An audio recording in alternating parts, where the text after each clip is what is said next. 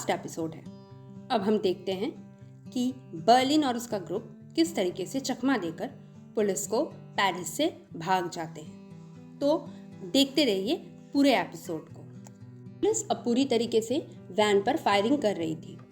Van के अंदर से भी फायरिंग हो रहा था, पर यह फायरिंग रॉय और कैमरॉन नहीं बल्कि पुतले कर रहे थे। ये वही तैयारी और वही प्लान था जो डैमियन जाने से पहले रॉय को बोल कर गया था। उस वैन में सब कुछ ऑपरेट मशीन और आर्टिफिशियल तरीके से हो रहा था। रॉय और कैमरॉन वैन के नीचे टनल से रास्ता बनाकर भाग गए थे और पुलिस फायरिंग देखकर सोच रही थी कि वैन के अंदर लोग बैठे हैं और पुलिस उन्हें सरेंडर करने को बोल रही थी। और वो दोनों सुरंग से काफ़ी दूर निकल गए। रोज पेट्रोलिंग कार हाईजैक करके कैला को लेकर साथ में कुछ मेडिसिन लेकर भाग जाता है। कमली बर्लिन के होटल रूम में सारे सबूत देखकर डिप्रेस्ड हो जाती है। बाद में ड्रॉअर में बर्लिन का गन देखकर उसे वो लेकर वहाँ से चली जाती है। पुलिस लगातार रॉय और कैमरॉन को सरेंडर करने को बोल रही थी। तभी एक स्पीकर से रॉय की आवाज़ आती है। वो बोलता है कि वो हाफ ज्वेलरी कहाँ रखा है वो बताएगा। रॉय पुलिस को एक एड्रेस बताता है कि 33 मैक्सिमे ग्रेराल्ट नाम की एक जगह है पेरिस में। वहाँ के एक लेटर बॉक्स में उसने ज्वेलरी छिपा कर रखी है। कमिश्नर लेवल अपने टीम को वहाँ उस एड्रेस में जाने को बोलती है। एलिसिया लेवल को बोलती है कि उन्हें मेगाफोन का पोजीशन थोड़ा सस्पिशियस लग रहा है क्योंकि वो एक ही जगह में आगे पीछे हो रहा है। तभी एलिसिया और लेवल और पूरी टीम वैन के अंदर जाने के लिए तैयार हो जाती है। इधर रॉय और कैमरॉन कैमरा में देखते हैं कि पुलिस वैन के अंदर आ रही है। इसी बीच कैमरॉन का हेडफोन गिर जाता है। एलिसिया और कमिश्नर लेवल वैन के अंदर एंटर करके देखते हैं कि सारा काम पपेट कर रहा है। एलिसिया और कमिश्नर लेवल देखकर शॉक्ड हो जाते हैं। बाहर पुलिस को एक मैकेनिकल वायरिंग दिखती है। साथ ही एलिसिया को कैमिली देखती है कि बर्लिन होटल में गाना गा रहा है। कैमिली को बहुत गुस्सा आता है और दुख भी होता है। डैमियन कैमिली को देख लेता है। इधर पुलिस टनल के रास्ते रॉय और कैमरॉन का पीछा करते हैं। रॉय और कैमरॉन एक लॉरी के स्टैंड के पास आकर टनल से बाहर निकलते हैं, जहां बहुत सारी लॉरी सामान लोड करने के लिए खड़ी रहती है। सामने एक दुकान रहता है। रॉय कैमरॉन को बोलता है कि वो कारपेट में लगाने वाला ग्लू गन लाने जा रहा है और वो किसी से बात ना करे। इधर कमिश्नर लेवल के पास फॉरेंसिक डिपार्टमेंट से कॉल आता है। वहाँ का इंचार्ज बोलता है कि पॉलिनेक के घर पर कुछ होल्स किए गए हैं। होल्स किसी ने कुछ छुपाने के लिए किया था। सब 9 मिलीमीटर के लगते हैं। तभी कमिश्नर लेवल फॉरेंसिक डिपार्टमेंट के इंचार्ज से पूछती है तो वो बताता है कि रिपोर्ट के हिसाब से पॉलिनेक के घर पर सीसीटीवी कैमरा लगाया गया था। तभी मुरिलो फ़ोन लेकर कमिश्नर लेवल को बोलती है कि वो स्पेन के फॉरेंसिक डिपार्टमेंट से बात कर रही है। मार्केट में सिर्फ एक ही 9 मिलीमीटर सीसीटीवी कैमरा है जो ऑडियो वीडियो दोनों कैप्चर कर सकते हैं और सभी वायरलेस होते हैं, जिसका रेंज 350 फीट के लगभग होता है। ये सुनकर एलिसिया बोलती है जो लोग पॉलिनेक के लिए जासूसी कर रहे थे, इसका मतलब है वो सब एक ही बिल्डिंग में थे। ये सुनकर मुरिलो बोलती है कि उसे तो लगता है कि बर्लिन पॉलिनेक के सामने वाले ग्योकोंडा होटल में थे, क्योंकि वो सबसे अच्छी जगह थी उन पर नज़र रखने के लिए और अच्छा स्पॉट भी था। यह सुनकर एलिसिया बोलती है तब तो हर जगह सीसीटीवी होगी। मुरिलो बोलती है कि वो उन्हें होटल में मिलेगी। इधर पुलिस टनल के रास्ते रॉय और कैमरॉन का पीछा करते हैं। इधर रॉय और कैमरॉन एक खाली लॉरी के ऊपर चढ़कर ग्लू लगाकर अपने ऊपर शीट लगाकर लेट जाते हैं। पुलिस टनल के रास्ते से बाहर आकर हर एक लॉरी को चेक करती है। रॉय और कैमरॉन चुपचाप लेटे रहते हैं। इधर कैमिली सुशी को आकर बताती है कि बर्लिन उर्फ साइमन चोर है। सुशी उसे पूछती है कि उसको कोई सबूत मिला या नहीं। कैमिली सुशी को 2 टेलीस्कोप के बारे में बताती है जिससे बर्लिन उन पर नज़र रखता था। फिर वो ऑक्शन हाउस का मॉडल, ज्वेल्स के फोटो और गन के बारे में बताती है। सुशी बोलती है कि अब कैमिली क्या करेगी। कैमिली बोलती है कि वो पुलिस को सब बताएगी। कैमिली पुलिस डिपार्टमेंट में फ़ोन करती है और बोलती है कि उसे कमिश्नर लेवल से बात करना है गहनों के चोरी के बारे में। तब पुलिस उसे होल्ड करने को बोलती है। कमली सुशी को बोलती है कि उसे साइमन यानी बर्लिन पर अपने लाइफ से ज़्यादा ट्रस्ट था। तभी कमली को याद आता है कि पुलिस उसके हस्बैंड पॉलिनेक के कुछ कॉन्फिडेंशियल डॉक्यूमेंट देकर गई। कमली को कमिश्नर लेवल जब लॉक खोलने के लिए बोली थी तब कमली को पासवर्ड पता नहीं था और कमली ने कहा था कि वो एक अजनबी के साथ रह रही है क्योंकि उसे पासवर्ड तक पता नहीं है। कमली सुशी को बोलती है कि पिछले कई दिनों से वो ये बात बहुत बार बोल चुकी है। बॉक्स खोलती है तो वो हैरान हो जाती है क्योंकि उसमें उसे पॉलीनेग की असलियत पता चलती है कि जिसके वजह से आज तक पॉलीनेग ने उसे पासवर्ड नहीं दिया था। वो रहस्य ये था कि पॉलीनेग की एक दूसरी बीवी थी और उससे उसे एक बच्चा था। और जब कमली ये सारे फोटोज़ देखती है तो वो टूट जाती है क्योंकि उसे तब ये एहसास होता है कि पॉलीनेग उसे बहुत बड़ा धोखा दिया है। सुशी बोलती है कि पॉलीनेग एक धोखेबाज आदमी है जिसने कमली को धोखा दिया है। कमिश्नर लेवल कमली को कॉल करती है पर सुशी कॉल डिस्कनेक्ट कर देती है। कमिश्नर बोलती है कि वापस से कॉल लगाने को। इधर बर्लिन और डैमियन वापस रूम में जाते हैं। अब बर्लिन को पता चल जाता है कि कमली को सब कुछ पता चल गया है, पर वो इतनी जल्दी सब कुछ पुलिस को नहीं बताएगी। डैमियन बोलता है कि अब उन्हें जल्द से जल्द पेरिस से निकलना होगा, पर बर्लिन बोलता है कि सब जगह सीसीटीवी लगे हैं और उन्हें बाकी की ज़िंदगी अगर आराम से रहना है तो सारे एविडेंस पहले मिटाने होंगे। बर्लिन सारा एविडेंस मिटाना शुरू कर देता है। अमोनियम क्लोराइड डालकर सारा सबूत खत्म कर देता है। डैमियन भी उसकी मदद करता है। इधर ब्रूस और कैला दोनों हॉस्पिटल से गाड़ी लेकर भाग जाते हैं और हाईवे के रास्ते आते ही गाड़ी चेंज करने की बात करते हैं। गाड़ी एक खाली पोर्ट के तरफ लेके चले जाते हैं। आगे रिवर पोर्ट था जो बंद पड़ा हुआ था। होता है कि अब उन्हें एक बोट की ज़रूरत पड़ेगी।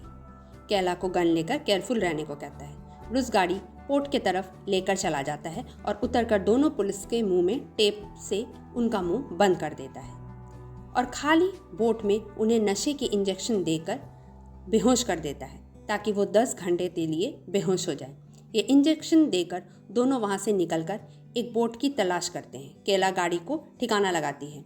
ब्रूस इंजन स्टार्ट करता है।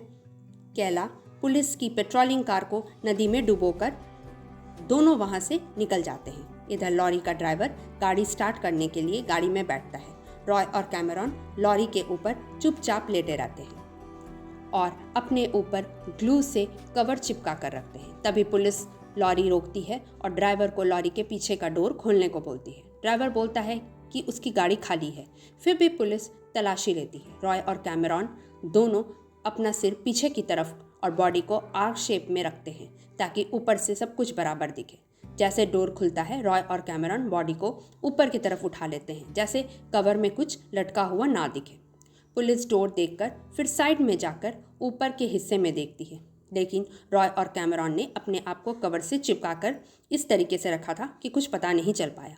पुलिस लॉरी के हर तरफ चेक करके देखती है पर लास्ट में उन्हें कुछ नज़र नहीं आता और रॉय और कैमरॉन सेफली बच निकलते हैं। इधर डैमियन बर्लिन को बोलता है कि अब उन्हें निकलना चाहिए। तभी बर्लिन बोलता है कि कमली के कंप्लेन की वजह से पुलिस यहाँ आई है। तभी बर्लिन बोलता है कि अभी सिर्फ 2 गाड़ी आई है। इसका मतलब है अगर कमली ने सब कुछ बताया होता तो शायद 2 से ज़्यादा गाड़ी होती पुलिस, क्योंकि तब पुलिस के पास पूरे सबूत होते और अब पुलिस सबसे पहले सीसीटीवी चेक करेगी। बर्लिन कैला को फ़ोन करके होटल के सीसीटीवी हैक करने को बोलता है क्योंकि पुलिस लॉबी में है। इसलिए बर्लिन कैला को सबसे पहले कॉरिडोर और फिर हार्ड ड्राइव और वेडिंग रिसेप्शन के सारे फुटेज डिलीट करने को बोलता है। कैला बोलती है कि वो अभी बोट में है और पुलिस से भाग रही है। यह सुनकर बर्लिन बोलता है अगर उसने अभी डिलीट नहीं किया तो 4 मिनट में वो और डैमन मारे जाएंगे। कैला यह सुनकर सिस्टम ऑन करती है पर नेटवर्क के खराबी के वजह से सिस्टम हैक नहीं हो पा रहा था। कमिश्नर लेवल होटल रिसेप्शन को रॉय और कैमरॉन का स्केच दिखाकर पूछताछ कर इनके ग्रुप के बारे में पूछती है कि इनके ग्रुप में और कौन कौन था। रिसेप्शनिस्ट थोड़ा कंफ्यूज होकर जवाब देती है।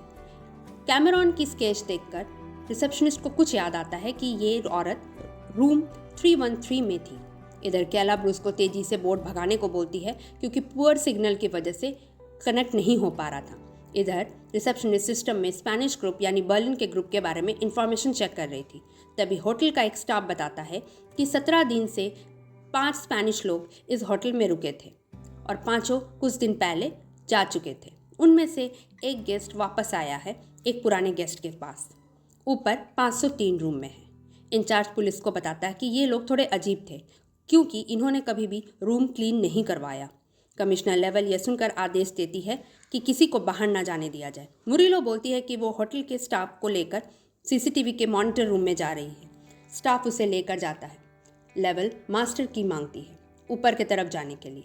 बर्लिन कैला को जल्द से जल्द इसे डिलीट करने को बोलता है, पर सिग्नल वीक होने की वजह से सिस्टम हैक नहीं हो पाता है। सिचुएशन बहुत क्रिटिकल हो जाता है क्योंकि अब पुलिस ऊपर बर्लिन के रूम की तरफ बढ़ रही थी। ब्रूस बहुत तेजी से बोर्ड भगाता है। मुरिलो सीसीटीवी के मॉनिटर रूम में चली जाती है। कैला फाइनली सिग्नल मिलते ही सारे फुटेज डिलीट कर देती है। बर्लिन उसे पूरा सिस्टम हैक करने को और सारे फुटेज डिलीट करने को बोलता है। कैला बर्लिन के कहे अनुसार धीरे धीरे सारे कैमरा हैक करती है और सारे फुटेज डिलीट कर देती है। बर्लिन और डैमियन फौरन रूम से बाहर निकलकर दूसरे स्टाफ के रूम में एंटर करते हैं। लेवल और एलिसिया लिफ्ट से डायरेक्ट बर्लिन के रूम के तरफ जाते हैं। बर्लिन और डैमियन होटल स्टाफ के रूम के खिड़की से उतरकर लॉन्ड्री के रूम में चले जाते हैं। पुलिस बर्लिन के रूम के बाहर आकर उन्हें सरेंडर करने को बोलती है। एलिसिया अंदर जाकर देखती है कि रूम में कोई नहीं है। बर्लिन और डैमियन होटल के ड्राइवर का कॉस्ट्यूम पहनकर गाड़ी में बैठ जाते हैं। इधर कमिश्नर लेवल और एलिसिया बर्लिन के रूम में तलाशी लेते हैं, पर कुछ नहीं मिलता। कमिश्नर एलिसिया पुलिस को ऑर्डर देती है कि गेट और सारे पार्किंग के रास्ते बंद कर दे। तब तक बर्लिन और डैमियन होटल से भाग जाते हैं पुलिस को चकमा देकर। इधर सुशी कैमली को समझाती है कि पॉलिनेक एक धोखेबाज आदमी है और एक घटिया इंसान है और वो अपने आप को संभाले और आगे बढ़े। तभी कमली बोलती है कि वो बहुत स्टूपिड है, पर सुसी उसे समझाती है कि उसे सैमन से उसकी फेवरेट चीज़ यानी उसका पैसा लेना चाहिए, उसे धमकी देकर, उसे ब्लैकमेल करके, ताकि वो जेल के डर से उसे पैसे दे दे और उसे 20% हिस्सा लेना चाहिए।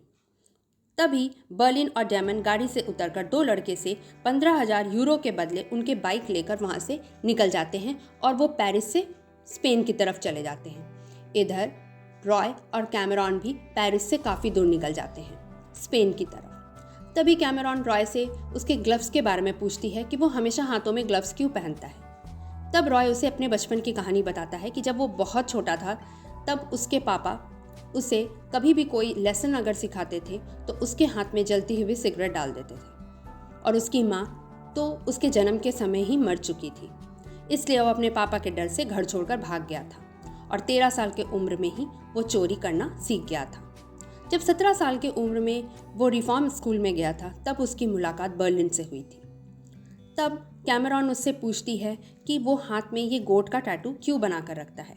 तब रॉय बोलता है कि गोट का टैटू का जो आइडिया है वो बर्लिन का है, क्योंकि बर्लिन चाहता था कि रॉय कभी भी ज़्यादा किसी के ऊपर एग्रेसिव ना बने। अगर उसे किसी पर गुस्सा भी आए तो जैसे वो गोट का टैटू देखे उसका गुस्सा हल्का हो जाए। इसलिए जब रॉय कार रेस वाले पे भी गुस्सा आया था उसे नहीं मारता है। बेसिकली ये टैटू उसका गुस्सा कम करने के लिए मददगार था।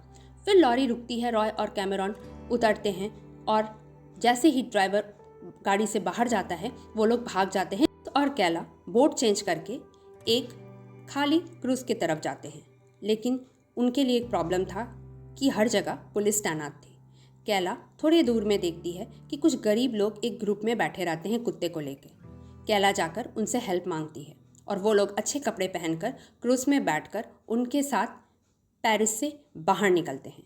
ब्रिज के ऊपर पुलिस तैनात रहती है, पर उन लोगों को देखकर उन्हें थोड़ा सा भी शक नहीं होता है कि क्रूज के अंदर एक्चुअली में कैला और ब्रूस दोनों बैठे रहते हैं। कैला ब्रूस को अपने दिल की बात बताती है। इधर बर्लिन का ग्रुप धीरे धीरे अपनी मंजिल की तरफ पहुंचता है। लास्ट में वो अपने फाइनल डेस्टिनेशन में आते हैं जहां सब मौजूद रहते हैं। कैला खुशी से डैमियन से गले मिलती है। सब बहुत खुश होते हैं क्योंकि इतनी बड़ी चोरी और पूरा पेरिस का पुलिस भी उन्हें पकड़ नहीं पाता है। लास्ट में उनकी जीत होती है।